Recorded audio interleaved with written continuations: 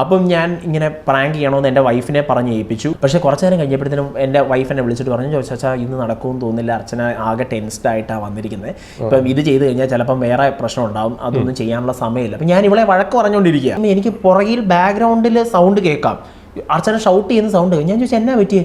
ചോദിച്ചാൽ ഞാൻ ഇപ്പം നിർത്തുക കേട്ടോ എന്ന് പറഞ്ഞിട്ട് അവൾക്ക് ഫോൺ കട്ട് ചെയ്തു. അപ്പം ഞാൻ ഓർത്ത് ദൈവമേ ഇത് എന്നാ ഇനി. അത് കഴിഞ്ഞപ്പോൾ ഞാൻ പറഞ്ഞു, നീ സ്പീക്കർ ഓൺ ചെയ്ത് അർച്ചനയുടെ കയ്യിലൊന്ന് കൊടുക്കാമെന്ന് ചോദിച്ചു.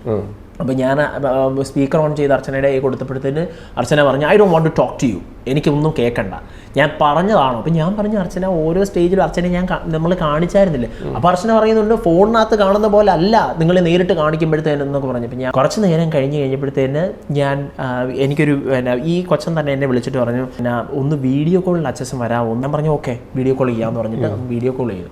വീഡിയോ കോൾ ചെയ്ത് വരുന്നത് ഈ സാധനം ഇങ്ങനെ റിവീൽ ചെയ്ത് വരുന്നതാണ്.